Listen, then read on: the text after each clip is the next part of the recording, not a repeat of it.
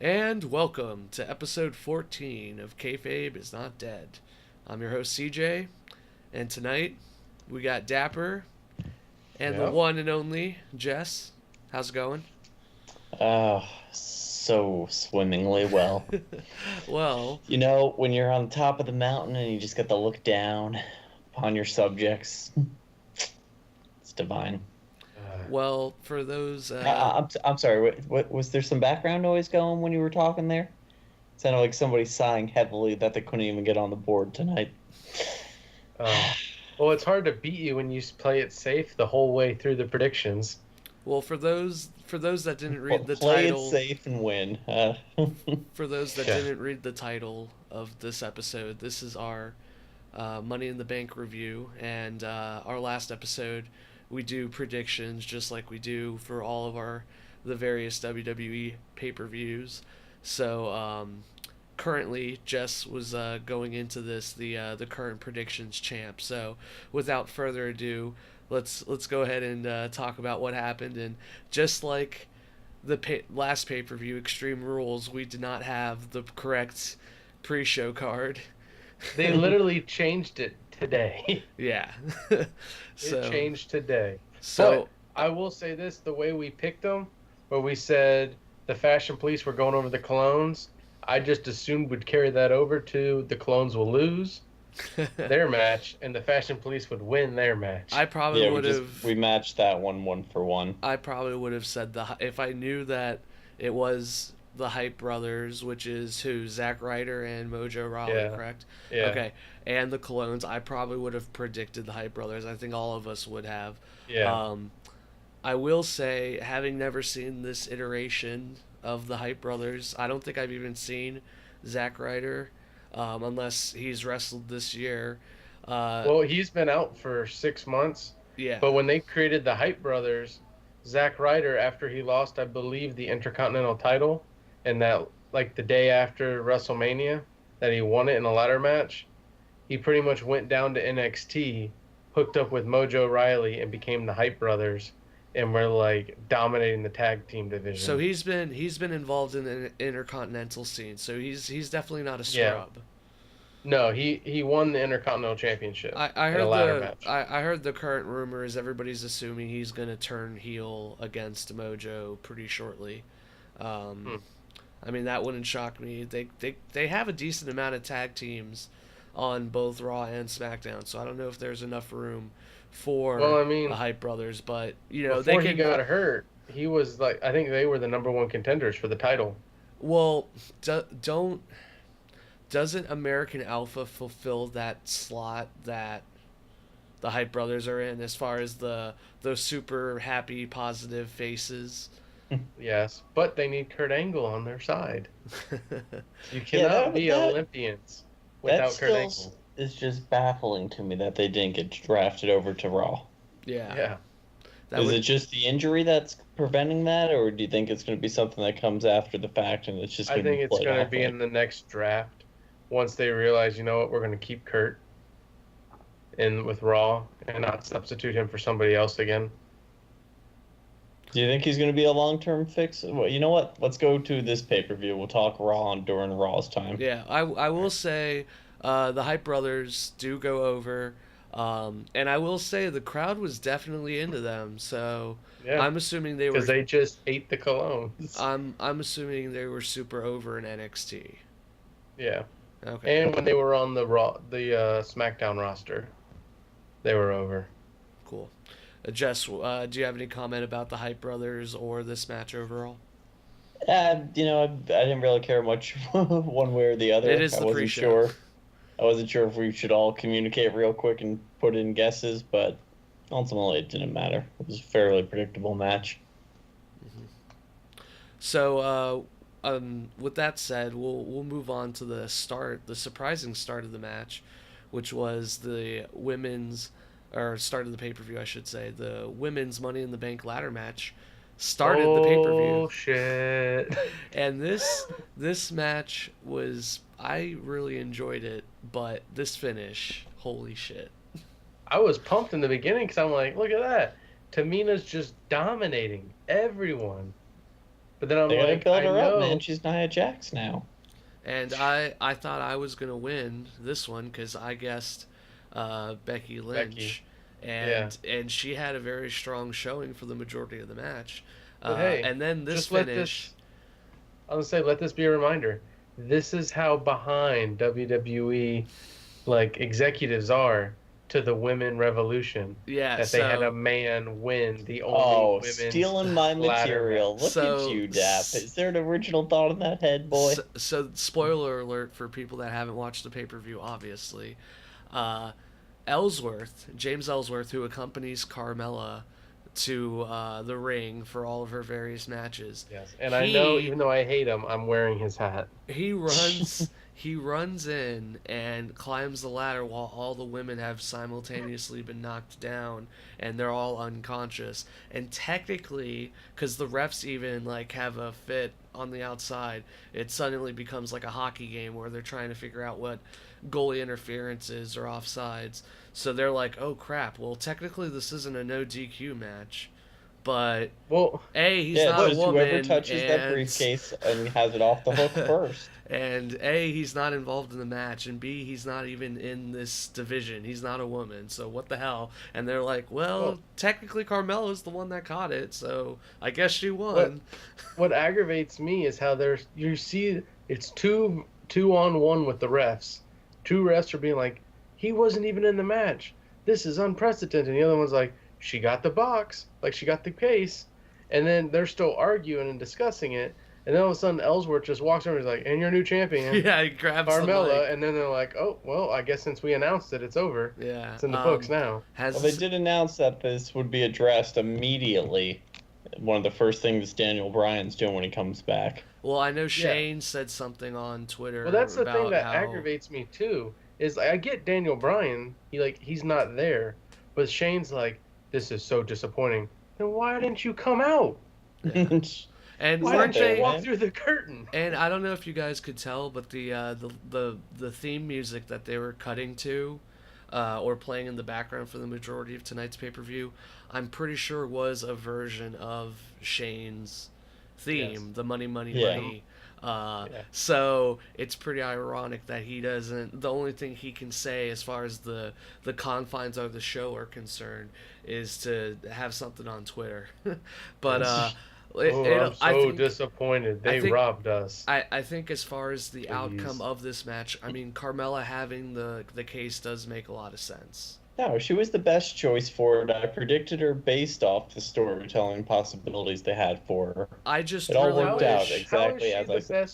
How is she the best choice? Right now, all we have done is put everyone in title contingency with a little peon on the sidelines.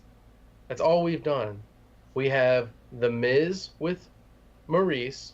Okay. We have Jinder you with seem the to Singh forget brothers. who's on what show. No, I'm just saying all titles in general. With person... the writing in general, I guess, is what you're we're going in the SummerSlam. The heels need to have the belt so the faces can take it. Oh my god. Well, okay, there was there was two things I wanted to throw out there. One, do you think the WWE would ever actually make, not necessarily Ellsworth, but like the heel manager or whatever, the guy in this scenario, the actual contract holder for the women's title fight, so that Ellsworth would be or somebody like him in a different scenario, would be the one to cash in? Santino held the women's title. He's the only man to have ever held the women's championship. Okay, so it has been done.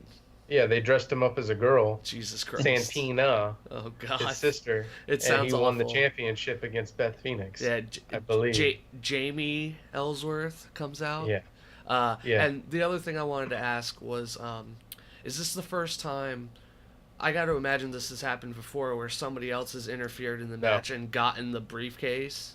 No, this is the first time that's happened? This is the first. That's why Charles Robinson, the ref, was saying, this is unprecedented. Oh, okay. It's never been done before. Well, I mean, you know the WWE, they say that for every fucking match they do. Everything's unprecedented, so... And I know the Money in the Bank, they've done it for what, like 10 years now? Something like that. Yeah. But this is definitely like the unprecedented. Yeah. No one who was not involved in the match has ever just walked in took the belt and walked out. I'm shocked. I'm honestly shocked it took this long for that to happen.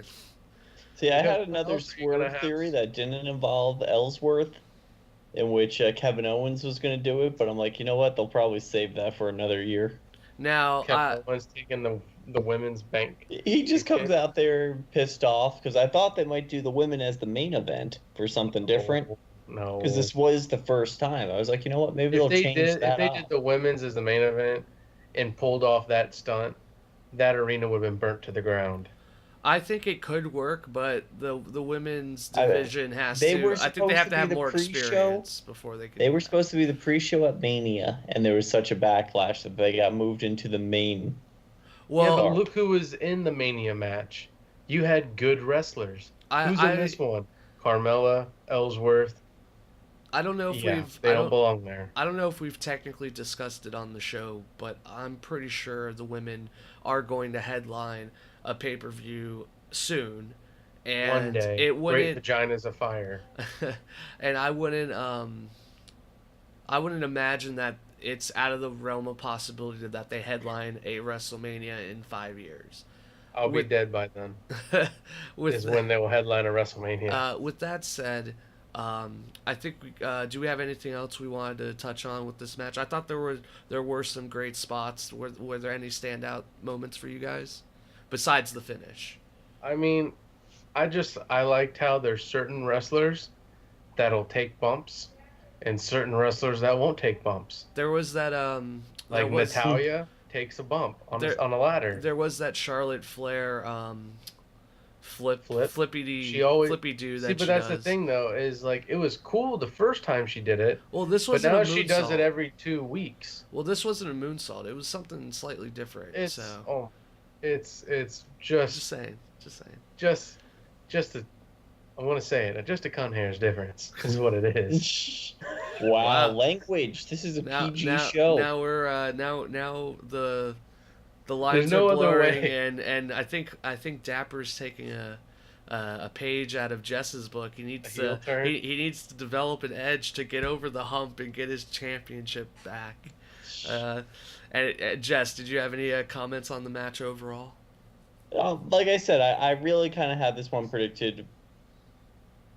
I had Carmella winning. You did not predict Ellsworth walking. I said Ellsworth was going to get involved. I even pitched the idea off podcast to you of Ellsworth winning it, but said that would just be ridiculous because it would be a man winning the first ever women's match. Well, I think I pitched it. And I think there's no way they would do that. Well, I think it does make sense to give Carmella the case. I will say over the match, I think it did. This match just goes to show, and through the various multi-man tag matches they've done, this has clearly established a hierarchy of skill. I don't think there's any question, especially after this match, that Charlotte and Becky Lynch are a step above everybody else in the division right now. But Carmella has been improving, and her having the case definitely opens up some. The only thing that I can see coming of this, from both the women's and the men's ladder match, Money in the Bank winning, is I hope they do what they used to do, where the champ would be walking backstage and then just get blindsided, refs there, count 1, 2, 3, and lose the belt. Yeah. Because they got such heelish people. I hope they do backstage shenanigans with it. Have they ever had it to where like a heels try to get not buddy with the authority specifically, but buddy with like a ref, and have like a ref with him at all times because he's like ready to cash in? No, but they've had people like when they used to do like Raw is War kind of things where they had somebody staying at home. Figures, but I think the refs are the most underutilized storytelling element they have, in my opinion. Because they don't care about the refs anymore. But they used to have people like Randy Orton sitting at his house, and then like Triple H come busting through his door and beating him up, or somebody coming at like Steve Austin at his house and slamming him into a kiddie pool and things like that. Like where it's literally because the contract is anytime, any place, anywhere. Now it's only during pay-per-views in the last 2 minutes of the pay-per-view for the heavyweight title. Like the rules used to be so broad to where it's like, oh, I'm heading home now, and you get your head slammed through your car window and you get pinned for the 3 count. 1, 2, 3. Oh, I'm the champ. Yeah. Well, with that said, Like, I hope they start bringing that back with heels winning. I think we're gonna have a lot more on this topic. Wait, Dap. Hold on, Dap. You got to clarify that with heels winning. Yeah, heels just won everything. Winning briefcase. Heels winning the briefcase. They should do heelish things, like what we're going to discuss during the women's match when Carmella. Yeah, well, that was like I said, move. we'll get to that once we get to the Naomi Lana match. We'll definitely touch upon what they could do with the briefcase, because we can't really talk about that without discussing the actual champion. Well, that's a perfect segue into it. We got the Usos versus the New Day.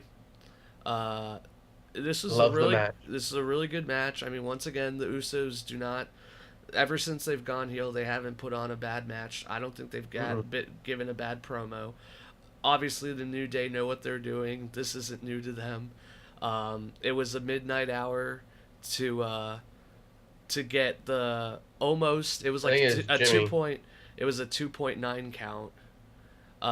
But yeah, Jimmy the one getting pinned, or was he the one that interfered? So. Okay, so I think Jimmy was getting pinned. Jey Uso pulls Jimmy out, and they just go grab the belts and just walk away. Peace out, bro. The ultimate heel move. Why doesn't every heel do this? That's what they should do. I'm so glad they finally pulled off a heel finish. Like, they're like, you know, we're gonna take you to the Uso penitentiary.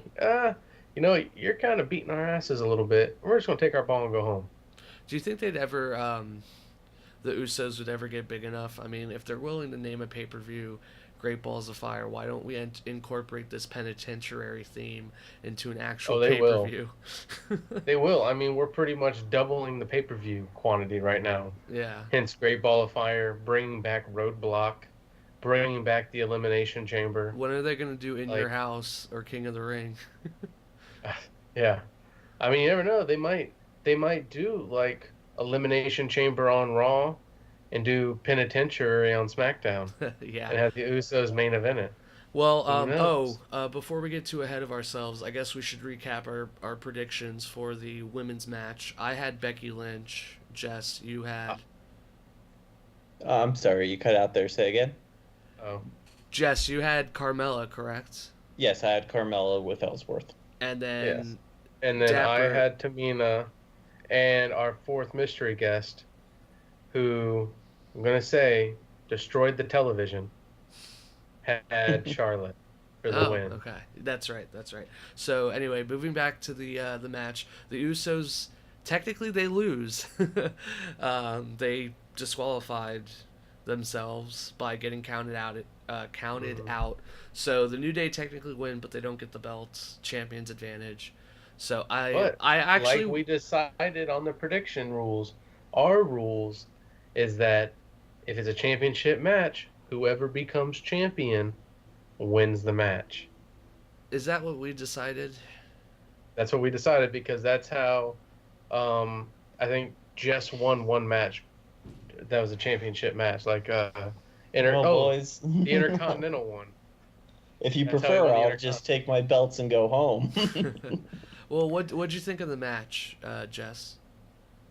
I enjoyed it. I enjoyed it for what it was. I thought there was some great back and forth to it. I mean, as far as a high point, Dapper, CJ, did you guys feel there was one to this match? I mean, I thought it was probably... It shows why these two teams are the top of the tag team division.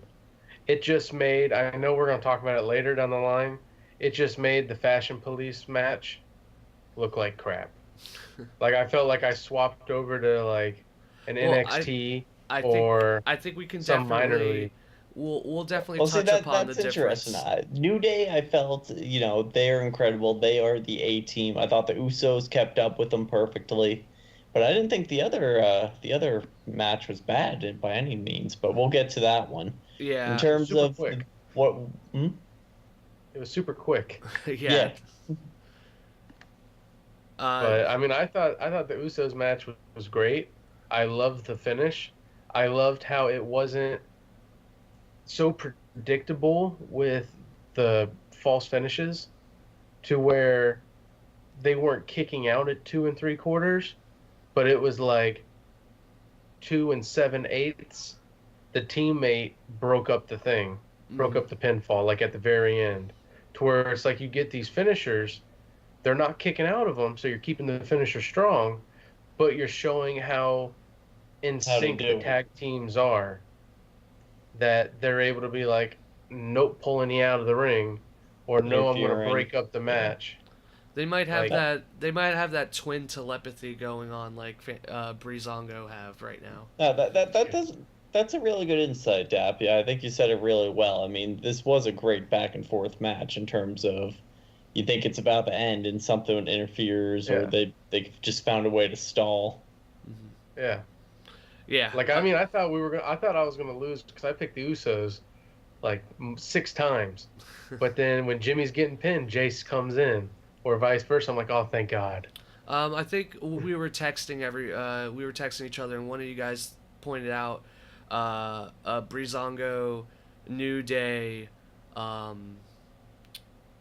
Usos triple threat.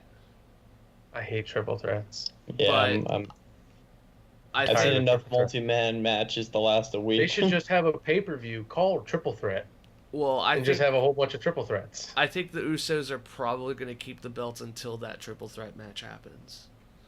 I think they're just going to keep the belts till they end up making a match where the tag team is kind of like the main event, semi-main, where it's like a no disqualification, false count anywhere type of tag match. You know what they should do? That could be the penitentiary match. I was about to say they should either penitentiary match. They should either do a falls count anywhere, a boiler room type of thing, or a Hell in the Cell, because prison cell. Yeah. But I think it should be a triple threat between Fandango, or Breezango, New Day, and Usos. Let the Fashion Police just be what they are. The Fashion Police are over. And let it happen, man. Let it happen. They can be over, but they don't need to be champions to be over. Let them be champions once. I feel that's kind of becoming the problem on SmackDown is none of these guys really need the belt. None of these people really need the spotlight. They're all there. I mean, I think Breezango could do some great things with the belt because it would legitimize them. No, I agree. It would legitimize them, but I feel like that's not something they're interested in doing. Legitimize the belt. I'm like, it will never. It'll bastardize the belt. Okay, this is going to be a very controversial statement, but the belts are essentially props, and they give meaning to guys. The belts can be used as a tool to put guys over. And yes, but the belt itself has to be over. That's why they took the belt and gave it to Brock Lesnar. Because they're like, Brock Lesnar's the most over babyface right now. And so they're like, let's give it to him. Well, and so now it's kind of making the world title, the Universal title, mean something. Yeah. Same with Intercontinental. You guys said how much you hated Dean Ambrose holding it, so they gave it back to The Miz. Because you hate him so much that you want him to lose it, and he keeps winning, and you're like, crap, I hate him to hate him. But he's really not that bad of a wrestler. Well, I just want to throw it out there. I like Dean. I just think he has like that underdog mentality. He works better like that than how he was being written as the current champ. I think his run as the WWE champ was probably a little bit better. Yes. But anything else on this tag match? No, I thought it was executed pretty much. I would say this was probably one of the better matches of the pay-per-view, in my opinion. I'd agree. Jess? I thoroughly enjoyed it. As terms of best match on the pay-per-view, I didn't say it was the best. I said one of the best. There's only like 2 really good matches. This was one of them. Yeah. So then we had the... I don't know, man. I don't know if it was just because I knew I was going to win going into this, or just knowing how mad you were going to be afterwards, losing to me yet again. But I thoroughly enjoyed this pay-per-view. I thought almost every match was great. So of course, because you're just like, who's the heel? They won. Who's the heel? They won. Technically, we all picked the Usos to win. They walked out with the belt, so we all predicted that essentially. Yes. Next, we have Naomi versus Lana in the surprising U.S. Surprisingly, or not very U.S. good match. The surprising women's title match. Lana, this is technically her second match. So this has not had any build up, but Lana has shown that she actually has used whatever extra time she's had in the training facility to where she actually has a legit moveset. Yeah, I like that finisher she's got. It's like a version of the spine buster. Mm-hmm. I never saw her picking somebody up and spine bustering someone. But she did it almost twice. I did like that the refs themselves were calling out that, this is her second match and it's a title shot. Mm-hmm. Yeah. Well, that's the thing is I did like how they showed the preview before the match. Because I'm trying to figure out how does she have a title shot? And they said, I want to fight Lana. You sure? I'm so sure I'll put up my title belt for it. Okay, you're going to have a match against Lana for the title belt. I think the whole angle is Naomi can't even believe that Lana wants to even try. It's like Naomi's mindset being the champ, and I'm not saying that this is correct. I think this is just how she's imagining herself. She's essentially Brock Lesnar in her brain. Like she's gonna eat Lana alive. She's gonna eat and spit her out, and this is gonna be like a 1 to 2 minute long match, and it wasn't gonna be a big deal. And I think Lana surprised her, and Lana surprised a lot of the crowd today. I think she was like, I want to just beat her down, and Shane's like, no, we got other things planned for you. And then she's just like, no, I want to do this so bad, I'll put the title belt on the line for it. Mm-hmm. I think is what happened. Like, she just let her pride get to her. Well, also, Naomi needs to do whatever she can to submit him, to legitimize her run as the champ right now. Because I think everybody's clamoring for Charlotte or Becky Lynch right now. Yeah, but we need a break. I don't know if that's just me, but... we need a break from the 4 horsewomen. What do you think, Jess? Something that I really enjoyed is that during this match, I really started to picture Naomi as a champion. I mean, she's held the belt a lot longer than anybody at this point in terms of the women division. Bayley held it for almost nothing. Charlotte kept passing it back and forth with Sasha. Naomi's just held they didn't earn those 5-time women championships? Say again? In a year? You mean they didn't earn that 5-time women championship in like 6 months? Yeah. I'm just saying they were pulling a Randy Orton, John Cena. It goes Cena. back to the discussion. Is it the length of time with the belt, or is it the, what they do with it? And I'm starting to think it might be length of time. Yeah. Yes. At least that's what I started to think during this match, because I was like, you know what? I almost don't want to see it switch hands. I kind of like the notion that this person's the champ. Everybody wants to fight him. It's not moving every day. That's what builds the legitimacy of the belt. And then when somebody takes the belt, you're like, oh my God, they just beat the, let's say, 9-month reign Naomi had. Mm-hmm. Or, oh my God, they just beat Nikki Bella's record. Like when Charlotte beat it, even though they didn't want to mention it. When Charlotte beat her record, they were like, oh my God, she won. This is what makes Charlotte a great champion.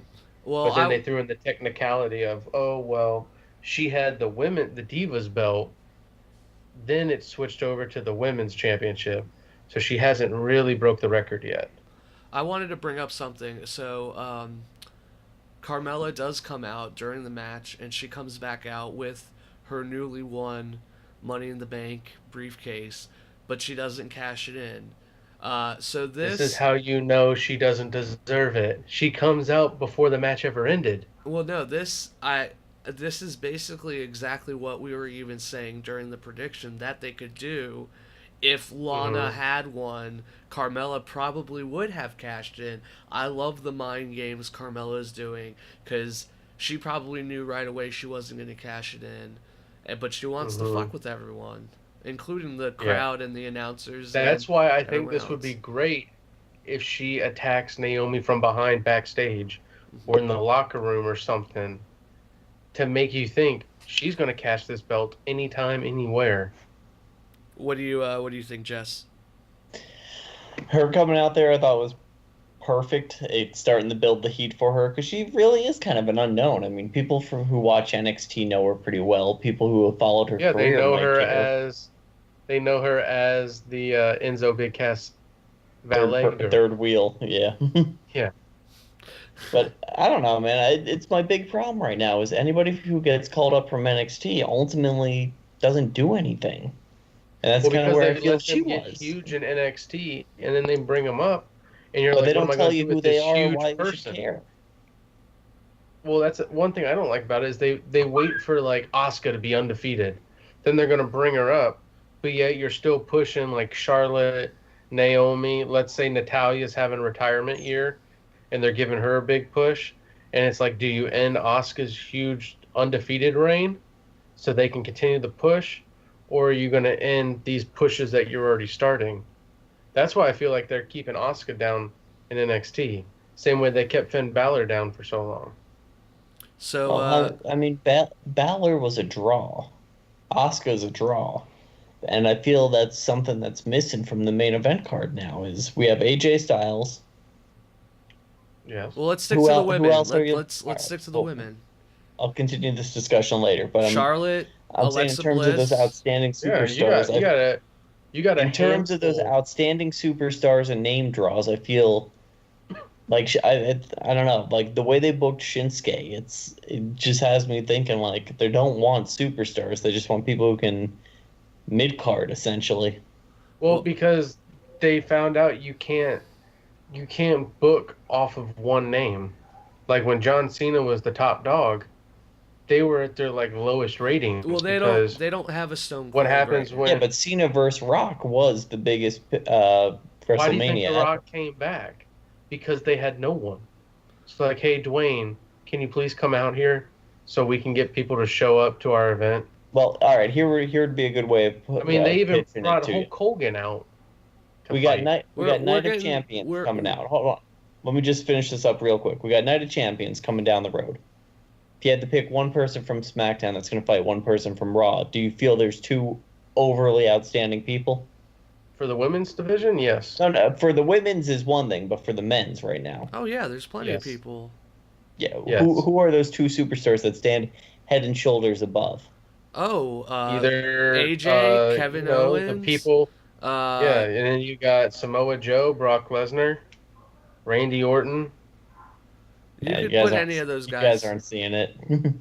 No, all you see is Jinder Mahal's ass. Yeah, that's all you see. I mean, I don't even want to bother slamming you. We'll do this pay-per-view.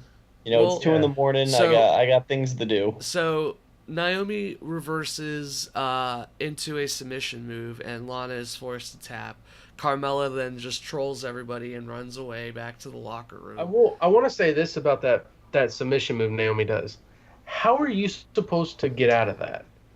Like, are you supposed to reverse it somehow? Roll it up somehow? It kind of looked like the Rings of Saturn that yeah, like I'm just looking at it, I'm like, because whenever I watch submissions, I'm trying to look for those moves of where like the person put into the submission has a way out, and I'm looking at that and I'm like, Lana's sitting with her back to the ropes, hands tied behind her back, like she's not going anywhere unless Naomi wants her to go. Yeah. And I'm just like, how are you supposed to get out of that? Hey, Naomi's me, man. I'm not paid to come up with that. She's very athletic, and I like some of her moveset. I think she just needs a little more polish, especially on the mic. Yes. But yeah, her mic skills are poor. So after that, I mean, I definitely see Carmella cashing in. She could cash in whenever on Naomi. I could definitely see that, but they might even wait until Charlotte or Becky get the belt. I even see Lana kind of working her way up somehow. Yeah, like I'm seeing some potential with Alana. Do you think they're going to continue this feud? I think they're gonna. Yeah, they're gonna do maybe on a Raw like or a SmackDown. Yeah, I don't see it going to another pay-per-view. Yeah, I don't see it going to another pay-per-view, but I see it getting like a SmackDown thing going. So then we get an episode of the Fashion Files. No, Fashion Vice. AKA Fashion Vice. and kind of like Archer, and also known as Miami Vice, yeah. with Mr. Fuji and Don Morocco. So the Fashion Police get challenged to a match at Money in the Bank. They get a VHS of two mysterious individuals covered in darkness and shadow and like voice modulation. Yes. They dropped But it was so obvious who they were. But that didn't make sense to me. Why are the two, crazy people who 2 weeks ago, we saw screaming in a closet at each other? Then attack. Well, proficient enough with 1990s technology. Maybe the VCR and the. I will say this, maybe huffing lead paint increases your ability to use older technology. I will say this, though, that I do like about the Fashion Vice or Fashion Police is the little, like, Easter eggs they put in there. Oh, yeah. Like, not just like the poly phone, because he was poly dangerously when he had the cell phone. But the fact when they got the VHS, he's like, of the Coliseum? No, I don't think so. Because everybody used to have the VHS tapes of the Coliseum matches. I believe it was in, like, California. Like with Roddy Piper and Ric Flair and all that. Yeah, so then they drop some Michael Jackson song titles, and eventually they beat it to the ring. So I thought it was another great little skit. I mean, they're totally over with me. But you can tell, like, the whole idea of the Ascension being it made no sense to where even JBL was like, wait, why are the Ascension here? Why did they do it? Well, they already got beat. Because American Alpha didn't get cleared like they thought it was. Well, and they were going to. And they want to be on TV because they haven't in like 3 months. I know, but I feel like the Fashion Police are just going to be like that little goofball skit that's going to stay as a strong mid-card. So, I don't see them going champions. So then we had one of the stranger moments I've seen in a pay-per-view, and you guys are going to have to give me context because I'm the relative newbie coming back to everything. Who the hell is Maria Kanellis? And I have no idea she used to be a women's champion. Okay. Back, like, I guess 7 years ago. And it was during the time where all the divas, once they won championship gold, they posed in Playboy. So she's one of those. Who the guy is, I have no idea. But even JBL was like, I guess Mike took her name. Yeah. So I'm just like, I don't even think they knew what was going on. I honestly feel like they keep JBL out of the loop just to get his honest reactions. Yeah. I do want to say this. When this was something I found really funny about that Lana match, going back to it. Oh, yeah, sure. Okay. Sorry, I completely forgot. I was doing some work while we were podcasting, so I was slightly distracted. But I had the little one with me. First words out of his mouth were when Lana came out. That's the prettiest woman ever. So I guess it's working. I hope they do something with Rusev. I hope they do. I'm hoping power so couple. too. But I really think she was killing it this pay-per-view. I like the look. I like everything. I think they're going to make them separate. I'm hoping they do that too. But I would like to see Rusev eventually pop back up. So he'll never pop up. And correct me if I'm wrong, Jess, but I think all of us had Naomi going over. No, I had Lana. Yes. I picked Lana. Okay. I went Dark Horse for a storyline. So do we have any other comments on Maria Kanellis? No, it's she's good. It was a thing that happened. I had no idea what was going on. Should I be excited? No. No, nobody cares. She was in the time where all the women's champions were like supermodels, and they literally passed the belt monthly or every other month. So then we get do you think they're just bringing her back so that Mickie James has somebody to fight? Well, she's on Raw. I don't know. I know, but I'm telling you, they're setting up for Night of Champions. I mean, that would be cool. I think they're just making her the SmackDown Mickie James, where she's like, "Oh, the first woman of wrestling is back." No, that title's been taken by Mae Young. Yeah. Like, back in come on, that's why they call it the Mae Young Classic. Yeah. I was about to comment on that. We got the Mae Young Classic coming up. Yeah. Yeah. So then we have the WWE Championship match. The modern day Maharaja himself, Jinder Mahal, versus Randy Orton in his hometown of St. Louis in front of his dad and some of his family, his extended wrestling family. How hard would it be to get some of those guys to come back for a Royal Rumble just to walk in and get thrown out? I mean, oh my God, dude, some of those guys. Well, they're all die. like not medically cleared. Yeah, they would fall to the outside and like it break did their make me amazingly happy to see so many old timers back, especially like I love Slaughter. the Baron. Yeah. Where he's just like, the claw. Yeah, doing the claw. I was really hoping he was going to put the claw on the Singh brothers. The original claw. My hopes were when the Singh brothers start to interfere, the legends are jumping the fence.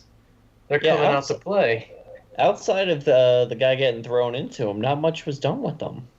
No, just a very, very shoddy interaction with them. So okay, so let's recap what happened a little bit. So Jinder does have the Singh brothers accompany him, and I thought this was a pretty good match. It was back and forth until Mahal starts targeting Randy's knee and shoulder.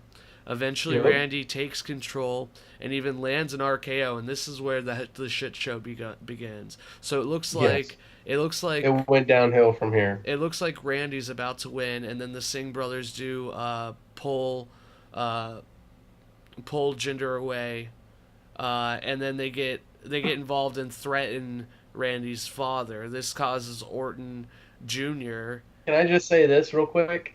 Did you notice when the Singh brothers grabbed Bob Orton Sr., one Singh brother actually had him, the other one just had his fist like right by his chin, like he was grabbing the collar but never actually held the collar? Yeah. And then you see Ric Flair in the back, he's like, don't do it. Like, Rick, what are you going to do? You don't even have your fists up. Well, yeah, you're just standing there because you're Ric Flair and you have to be in every shot. And it looked like he was kind of holding him like if he had a knife in his hand, but well, they brought out that he had some sort of issue with his arms too. It was this, and the other Singh brother was like this. That's how I'm like, no one's gonna. He's not even gonna try and like slowly grab the collar. Yeah. So this causes. We're just gonna leave. This causes Randy to freak out, and he proceeds to murder the brothers again. We even see an RKO through the table. This allows Jinder enough time to recover and lands his finisher, the Coloss, a.k.a. the chicken wing suplex.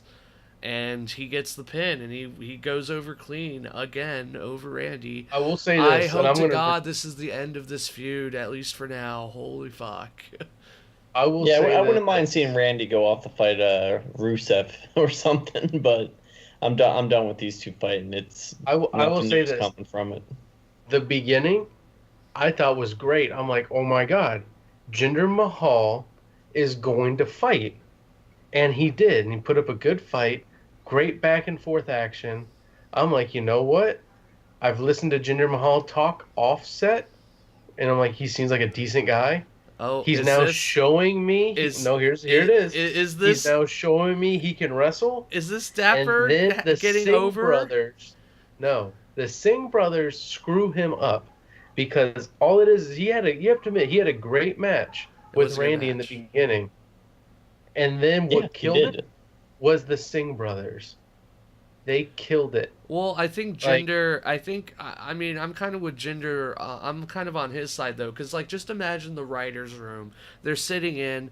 They're talking about like the overall layout of the match, and then they're like, "Well, we need a table spot. You know, we have this ladder match with the Money in the Bank, so we need a table spot because this is Extreme Rules." Oh wait, no, never mind. No, and then Jinder. What would have been even better though, is when the Singh brothers grabbed Bob Orton Sr.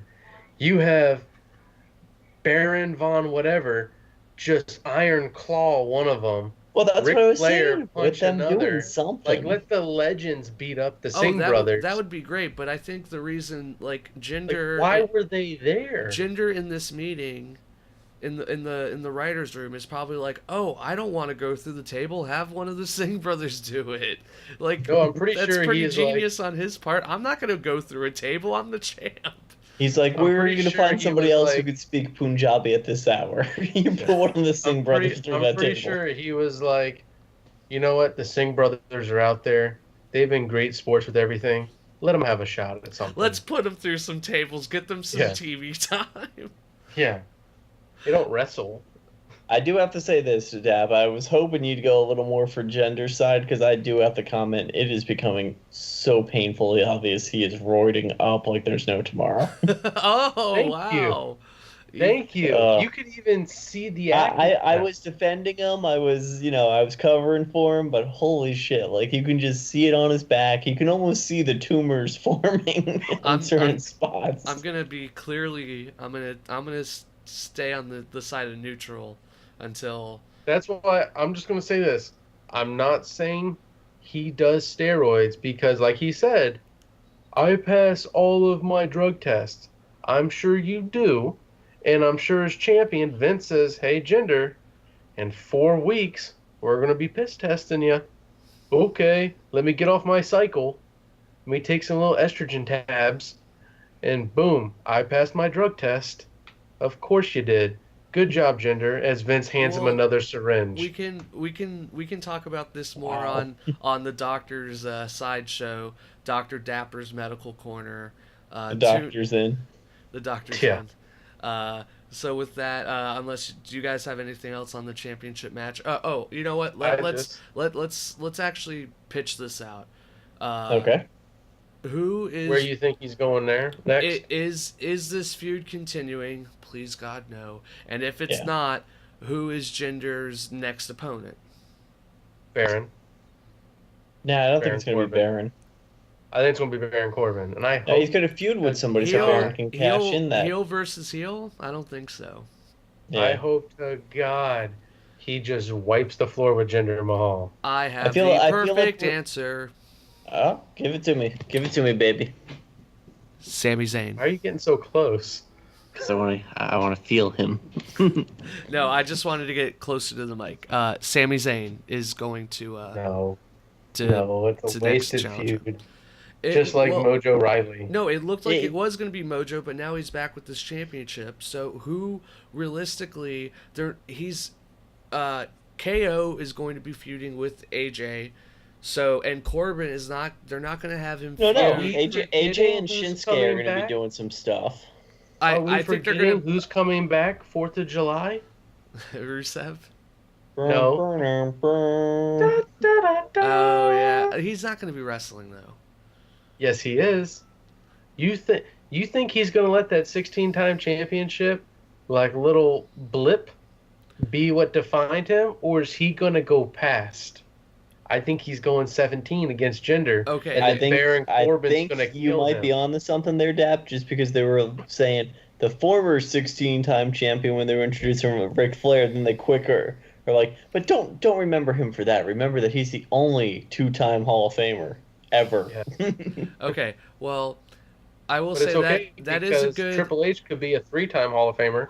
He's got Evolution, D-Generation X, and Triple H going by himself. And when DX goes...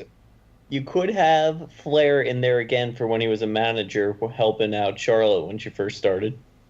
No, Charlotte will never go in there. Or the Nexus. No. You could have Ric Flair go in as the manager. No. Anyway, they would have him go in as the 3rd time with Evolution. If John Cena coming back, Black Scorpion, means he's actually fighting, then he would be the next logical feud with Jinder. I mean, you got the guy who's saying how the U.S. sucks and how, we're coming to take your jobs and all that. I speak 2 languages. Oh. And then you're going to have John Cena come out after filming his TV show, The Patriot, after doing his movie, The Great Wall. Couldn't you? And then he's going to come out being like, you speak 2 languages? I speak English, I speak Mandarin, and all these other things. It just hit me what's going to happen. Couldn't he say the same exact thing with KO, though? No, KO only speaks 2 languages. No, but I'm saying he speaks 3 or 4. Yeah, but KO's like making fun of America by being the whole face of America thing and parading around. Yeah, but we've already had John Cena as the U.S. champion. Anyway, he's going for the 17th time. Okay, so we need somebody strong who we don't want to see get the championship, or maybe we do. We're going to have Rusev come back to fight Jinder. We're going to have Baron cash in, take the belt. then we're gonna have somebody chase him for it. Probably Shinsuke or. So does that mean Rusev's face? I got to imagine that everybody's going to be a face. Whoever is going to challenge. I think Rusev's gonna be that neutral. He's going to be the face because he was the face against Jinder when they were. Yeah, I was gonna say it's kind of a neutral thing where he's a character that bounces. I mean, he goes from face to heel pretty easily. He'll be a tweener. Do you think they might actually roll with this handsome Rusev gimmick? And they do have Ravishing Alana, so I mean maybe. I don't know. I'm sticking with my idea. I'm thinking John Cena is going to be the 17-time champion. That's still a month away. So what's Jinder going to do in the meantime? He's gonna do nothing. He's just gonna walk out and be like, "I am the Maharaja." Yeah, we'll probably get one more Randy interaction. I will say live TV. You heard it here first. If his next feud happens to be with Sammy, wouldn't you guys not be surprised? I mean, he is a face. He was one of the few faces. I don't think Sammy's gonna get his title shot yet. But it's like, where'd it come from? But he's the guy that always Where loses. Was the build? So if because he's the only face, TJ. not. Let's move on to the main ladder match. So I can say this. I mean, Sammy impressed me tonight. Because he actually fought. He didn't spend the entire match on his back. So I will say this. One thing about, because we're going into the ladder match, right? We got the tag match, and then we're gonna get to the tag match.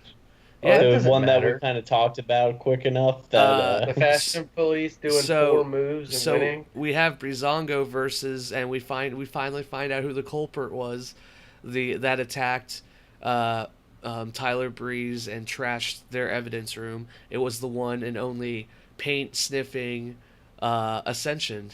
Robert. Yeah, so they've challenged the Fashion Police. The heels control most of the match, but then Fandango gets hot tagged in and beats up Connor until he reverses into a sidewalk slam. Fandango then gets the roll up for the win. And yes. I don't really have a comment. Stupid, big waste of time. They were probably like, crap, why didn't the legend stand up? We were supposed to fill like 5 minutes of extra time. We got to do something. Call out the Fashion Police, call out the Ascension. Two things. Just everybody had Jinder going over except for Dapper, right? In the fourth, Dapper and I think our fourth guest, yeah. Okay, so you and me both had Jinder going over, so we were pretty close. We were neck and neck.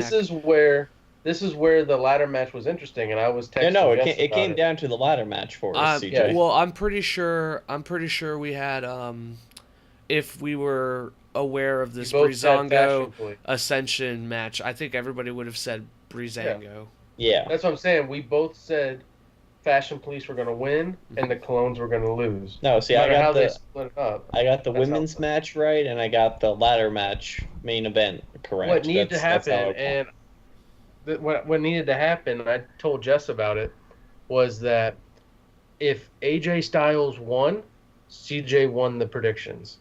If AJ Styles lost or Baron Corbin won, Jess wins. Yeah. Because because we made it to be the false briefcase grabs. Closest one wins. Jess picked 2 for some random reason. He picked that only 2 people were going to grab the briefcase. It was going for the fences, Dap. I was so confident in my initial picks. I didn't need. It was going to be James Ellsworth. That was going to be one, and then AJ was probably going to get the other false finish. Yeah, but so you were there if AJ won, which it looked like he was going to at first. Let's not bury the lead. Let's actually say what happens. I want to say one thing though about the ladder match. That how we saw during all the entrances, Shinsuke came out, Baron Corbin interrupted the entrance, beat him down with he's like, I don't want to wait 10 minutes for you to make your entrance. Yeah. Beat him down. Shinsuke went back to the training room. Match continued. Now, I know we're going to get into a whole bunch of stuff. Now, our fans are not stupid.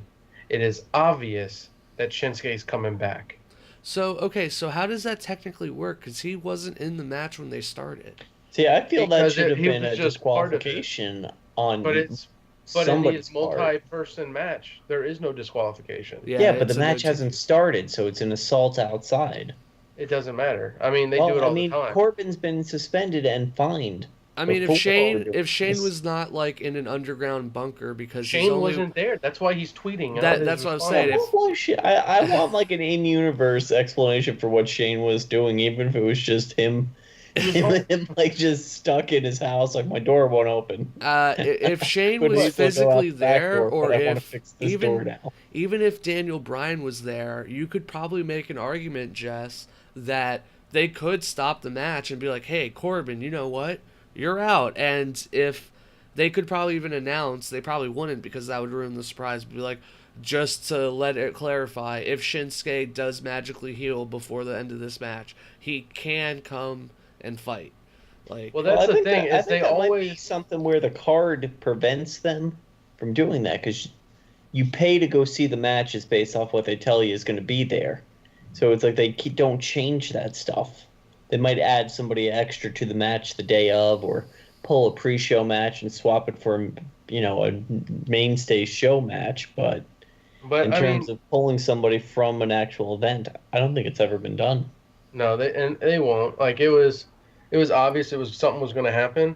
But what I don't understand is how it's kind of like going off a tangent. Like in the movies, how everyone was like, "Oh, Indiana Jones and less Indiana Jones." It's ridiculous to think he survives a nuclear blast in a refrigerator, but yet it's okay that he parachutes his way out of an airplane with an upside-down raft, then goes down Niagara Falls and survives. Like, we believe that, but we don't believe the refrigerator. It's a B movie that people take a little too seriously. But what I don't understand is how we were pissed when Roman Reigns gets beat down during the Royal Rumble, lays out in the side of the thing for like 2 hours, and then pops up at the end and wins. Or when somebody else gets beat down, goes backstage, comes back again, and he's like, "No, I'm not going out this way," and comes back. Like, we're angry about that. But when it's Shinsuke, we're like, "Yay, Shinsuke!" Well, I think I'm usually okay with it because it's showing like the underdog has battled back. He got beat down by the cowardly heel before the start of the match even, and he's able to summon the testicular fortitude to battle his way back up and put on a good show in a pretty brutal ladder match. I think that's the angle they're going for, at least. But I mean, like, you can tell, like Roman Reigns, for instance, they just hate him to hate him. Like, he's done this, and we hate you. Shinsuke, they just love him because his name is Shinsuke Nakamura. Well, there's a whole I bringing think it goes up Roman along Reigns. With the psychology of it, though. Yeah, if you enjoy something, you're willing to give little hiccups a pass. I mean, suspension of disbelief. It's why you don't hear people bitching about the Pirates movie that had plot holes you could drive a bus through, and everybody's bitching about scenes from The Mummy where they're like, I don't understand this. How's that's just too big a logic leap. I think the thing though is whenever you bring up Roman Reigns is in his completely separate category, and because this is a SmackDown pay-per-view, let's not even address him because we could probably have multiple episodes just dedicated on the anomaly known as Roman Reigns and his fisting. Like, I'm not trying to address it. I'm just saying, like, I think it's interesting though how you took two baby faces, did the same thing. We hate one and we love the other. It goes into are you enjoying it? Yeah, nobody was enjoying Roman Reigns having that title push out of nowhere. That's the whole problem. Shinsuke did that, but he didn't win. Roman did that, and he won. I'm sorry, he didn't win, but set up for himself to fight Triple H. Before I give a brief recap, let's go ahead and reveal who our picks were. For those that weren't in the know, this was for AJ. This was for the contract. And our fourth guest was Kevin Owens. This is for the Money in the Bank contract. It was between Baron Corbin, Shinsuke Nakamura, the United States Champion Kevin Owens, Sami Zayn, AJ Styles, and I'm pretty sure that's it. Yeah. Oh, Dolph Ziggler. Can't forget about Dolph. Heel Ziggler. Yeah, Heel Ziggler. I do like that his pants even say that now. Yeah. Yes. Myself and Dapper picked AJ. the mystery guest picked Kevin Owens, and then Mr. Jess picked Baron Corbin. Baron Corbin. So, like, how do you say it like that? Like the end of the days is here. like Dapper alluded to earlier, Shinsuke gets attacked from behind because he's the second to last one to come out. He gets attacked by Baron. Sammy. Then the match starts and Sammy takes on KO, and Corbin and Dolph fight AJ. Kind of like the Extreme Rules, but because they had the ladders involved, they had some extra props to hide around and stuff. So the beginning of this match was a little faster and a little less awkward than the Extreme Rules one, where Roman just stood there in the center of the ring. This one, it was just an all-out brawl to begin with. Mm-hmm. Once again, I love how only the people from the Independents take ladder shots. Yeah. So, yeah, Corbin and AJ fight on the ladder, and Dolph climbs over him to fight AJ in a pretty cool spot. Yes. Like he climbs around him like a monkey. I'll tell you this much. I've always said it since day one of this podcast and beyond, that Sami Zayn has the best death scenes ever. He sticks his I'll tell you this much. KO gave him a run for his money. I watched that man pop off of like 3 ladders and die. Like, I think he died. He made me believe he stood up and died. So what you're alluding to, eventually Sammy lands because Sammy goes on a little hot streak. Yeah, it was impressive to actually see him do something other than lay on his back. He lands a crazy sunset flip power bomb. That was insane. When he lands, after that power bomb, though, I like to say this: like when he lands, it did look like he hurt his leg. His leg looked like he hyperextended his leg buckled. Yeah. And when he was working himself up, our fourth mystery guest, who was watching the pay-per-view with me, was like, is he having a seizure right now? He's summoning his fighting spirit. That's just the Sami Zayn mage. Yeah. Like, he just has mange and rabies. That's just what he does. So then he runs over and gives a corner apron slam to KO. And killed him. Yeah, and then KO basically dies.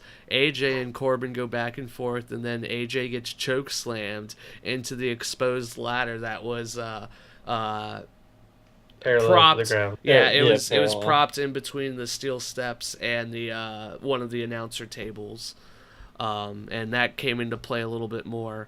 And there was a different ladder spot where I forget who got slammed into it, but the ladder. Sammy slammed. He got KO into it. Yeah, the ladder got all distorted, and you couldn't even use it anymore.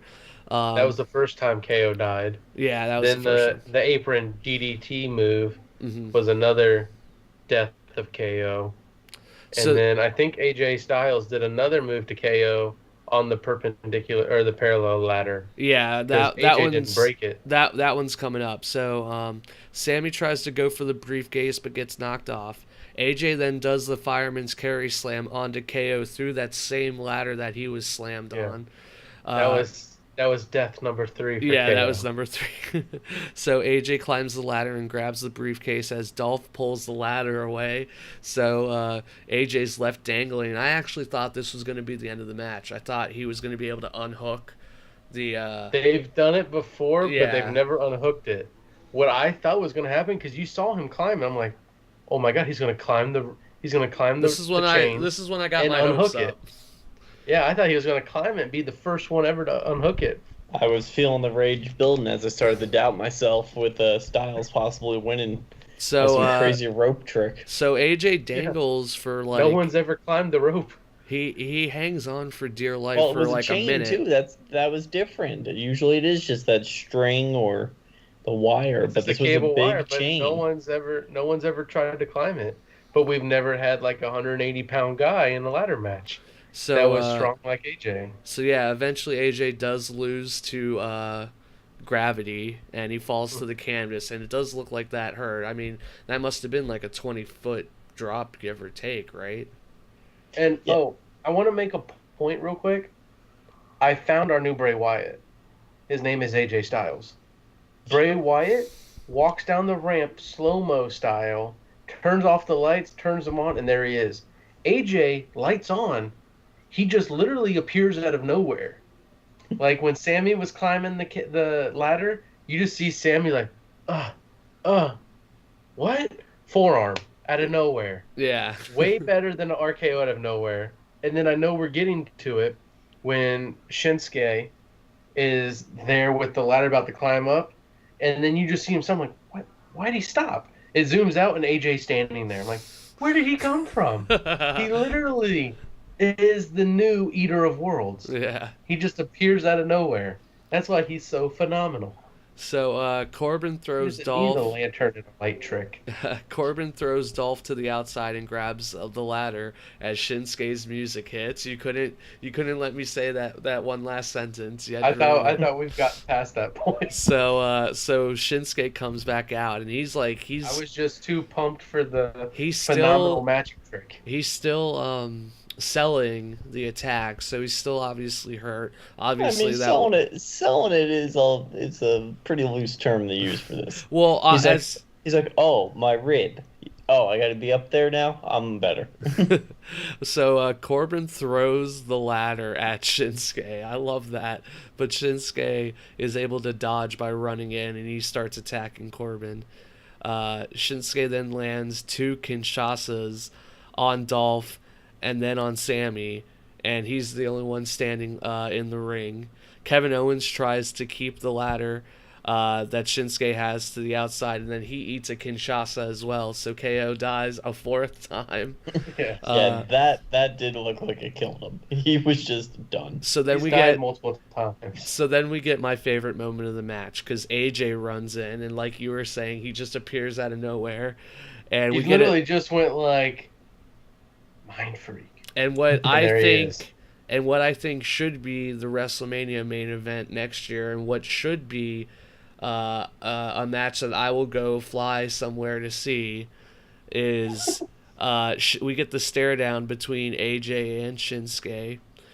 We get some yes chants right away from the crowd as the 2 former New Japan superstars go at it. Speaking of yes chants, watching back to the women's ladder, watching Ellsworth look up and back and forth at the belt or the briefcase, it was I'm like, oh, you put your hands down now. You're just doing it to do it now. Like, no, it was a moment. Minutes. You had this guy who was going to win the first ever women's moment. Yeah, as a misogynist, you can look at this as a great moment of women can't even win their own competition. A man has to do it for them. The first women's match, and you don't even let a woman win it? Like, come on. I could see that like 10 years down the road. Screw it up like that. We'll see we'll see. Only time will tell to see how that goes down in history. They won't ever do it again. Well, we won't really be able to know to have a full opinion on that until we see what Carmella does with it. Not Shane. Maybe that's why Shane O'Mac wasn't there. Yeah. The writers are like, we have this idea. He's like, no, are you guys crazy?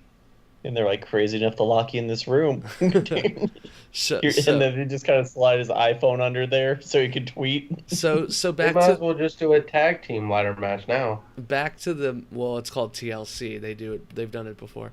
I just want Shane to come out and be like, you know what, guys? F it. Money in the Bank's for everybody. Well, like I was saying, I think during the... I want to see the refs go for Money in the Bank, too. I think I've actually said it before during our prediction show, but I think they should actually do Money in the Bank like every 3 months or so and have multiple contracts floating around at once, or have matches for the number 1 contendership going on all the time, because could you imagine having like 2 or 3 cash-ins over the course of one night, and they just keep changing the course of the belt? No, every member of the Shield was a world heavyweight champion in one night. It happens. So anyway, back to the actual match itself. AJ actually gets some solid strikes on the King of Strong Style, but he gets reversed into a chokehold Shinsuke then runs into a forearm out of nowhere, and both men are down. The two faces then start battling at the top of the ladder. And then, out of nowhere, Baron Corbin throws the ladder down and runs up the ladder and gets the win. I loved this match. I effing hated this finish just for how... Yes. Not for the fact that it was Baron Corbin winning. It was just how it ended itself because the AJ Shinsuke stuff was so good. Why did Corbin just have to nonchalantly because throw they gotta save that for later, man. They gotta tease you the please you, and Corbin was destined to win this match. I mean, the rumors were saying that he was the favorite for ever since like January, so it's not too surprising. What I will say, and I'll agree with you, CJ, I love the match. It was better than the Usos tag match. Oh, this was definitely the best match of the night. This was match of the night. The misogynist in me still thinks the women's match was the best. I hope to God the name drop of the pay-per-view is the best of the night. I hate to think the Fashion Police outdid Stole the Money in the Bank at the Money in the Bank pay-per-view. But what I hated about the finish, same way I hated about the cage match with the Hardy Boys, is like I was saying, they dangle their leg over there. Just get your leg over. Make it look realistic. And then you got everybody like, oh God, I'm on the third rung. I'm almost there. And then you get Baron Corbin, like a freaking chipmunk running up a tree. Oh, got it. What? Like, where have you been? I believe that Shinsuke did it because Shinsuke's been in the training room for like an hour while everyone else fought. It just seemed like it kind of just took the. It seemed like somebody was like Vincent was in the ref's ear, being like, "Dude, we got like a minute and a half. Get Corbin up there." To me, it took the wind out of the sails as far as how the finish was booked. It wasn't the fact that it was Corbin going over. It was just the sudden abruptness of it. It was how he did it. It would be better if they did kind of like how Zack Ryder won the Intercontinental at the other at that. I think it was WrestleMania 31 or something. One of those where he was just like Miz was there. He's like, "Yes, I got it." Like have Dolph Ziggler be there, be like, "Yes, I'm about to get the belt," and then Corbin climb up behind him and just shove him off and take it. Like have some kind of a build up because it was like you said, AJ and Shinsuke. Everyone's like, "Oh my God, like this is amazing." God. Oh my God. Oh, fuck. Like, it's over. Like, we had a build-up and blue balls.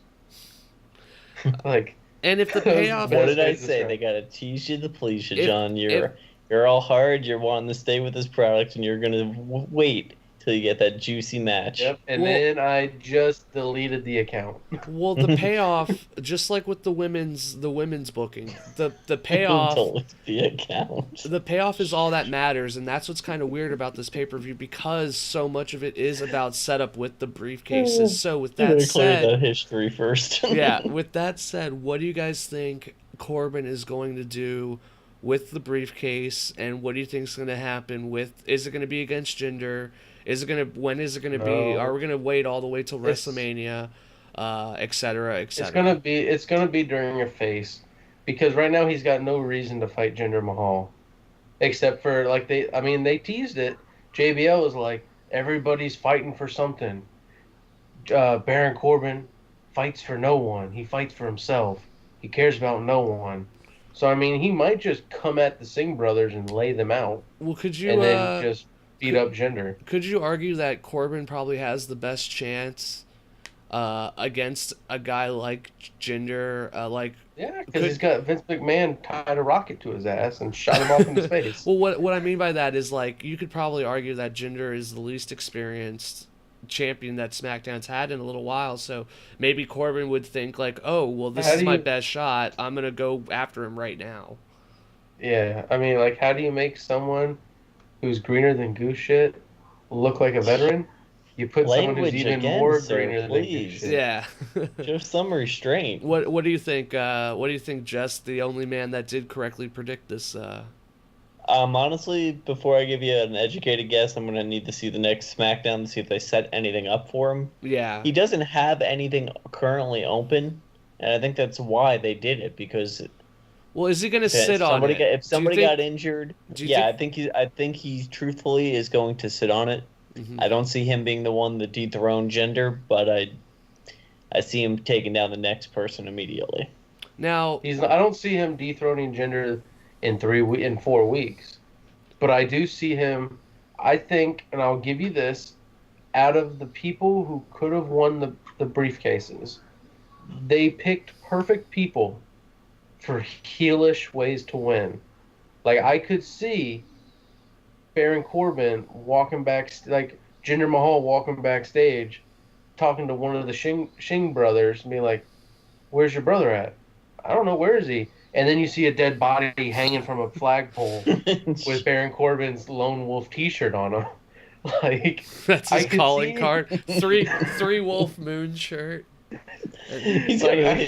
Somebody's got to move those shirts, man. That's a great idea, by the way. I could see him like strategically taking them out. He's making nooses out of the shirts that aren't selling and hanging people with them. Yeah, just to like screw with Jinder Mahal, and then like 2 months down the road, 3 months down the road, they're gonna do kind of like what they did with Carmella. Jinder's in a fight against probably Rusev, and then the howl hits, and he's like, "Oh my god!" Then Rusev pins Jinder, and then Baron Corbin comes out from behind and beats Rusev. See, I could see them doing something stupid like that, but he's got to do heelish things to make it work. I was thinking because one of the reasons why I predicted AJ was like choking out the athletic trainer just to throw him into Dean Ambrose to put him under a forklift. I was leaning towards KO, Sammy, or AJ, but mainly towards AJ or Sammy because Jinder is the champ currently. I got to imagine that because Corbin is also a heel, he's not going to fight Jinder for the belt. So we're going to have to. We're not going to really know what Corbin's going to do with this case until a face has the belt, I think. But I mean, you saw Corbin as a heel attack Dolph Ziggler as a heel when Dolph Ziggler was congratulating him, saying, "Good job, kid," and he just lays him out. True. Like you can see he's a heel that's all on his own. Yeah, but Kevin Owens does that stuff too. And I hate to compare him to this, but he's like the Conan the Barbarian of the heels, where he flies under no man's flag. He's literally the lone wolf. Yes, I know. I put that in. John, hand check, man. Are you touching yourself while you're saying this? That is your wet dream. But like the only person not to put him up. But that's what I can see him being. Like, he can be the heel that he's like, "Hey, it's nothing personal. It's business. I want my belt." So when does he teleports behind him? Nothing personal, kid. When does he cash in? I think he'll cash in like a couple months. He'll cash in when it's least opportune for him personally, but best for business for the WWE. Well, do you think that would be like something like the big pay-per-view, like the SummerSlam or the Survivor Series? It'll be a big pay-per-view because if you're gonna have Jinder Mahal beat Randy Orton 3 times in a row, you gotta let Jinder Mahal hold the belt for a while. Yeah. So I mean, it's obvious Jinder's gonna win the next pay-per-view in a month, but the next pay-per-view after that, that's questionable. You got to give him at least like a 3-4 month title reign. What's coming after? Goodness gracious, great balls of fire. I actually am not sure. I'm gonna have to look that up. But what do you think of the other? What's gonna happen with all the other contenders in this area as far as the people that didn't get the briefcase? They're just going to go back to their original feuds they were in. Well, and that's... Well, I could see Shinsuke switching over the Kevin Owens for a fight. I could see Zayn and AJ having a tiff. I think... Just kind of switched up a little bit, but I don't think anybody's moving past where they currently are. I don't think KO's losing the belt. I don't think Jinder's going to lose the belt, so it's just going to be the mid-card guys are repositioning to see who's fighting who. So yeah. I think it's going to be KO and AJ Styles. I think Corbin is going to feud with Shinsuke, and then that's going to leave Sammy and Dolph, and that, I mean, I'm sure that could work. Dapper, I have a question. Unless Jess, you know this, does the Money in the Bank winner have to defend the briefcase? No. Okay. They don't have to defend it. But can I say one thing about the Money in the Bank match to just solidify what I've always said about Sami Zayn as the #1 death scene in the WWE? Did you notice as after Baron Corbin held up the briefcase, they're like, let's see the contenders that were with him. You see Shinsuke like, oh, God. You see Kevin Owens like, oh, God. AJ, oh, man, it hurts. And then you just see, for our podcast listeners who can't see the video, I'm just going to do a dead face. But you just see Sami Zayn leaning up against the wall like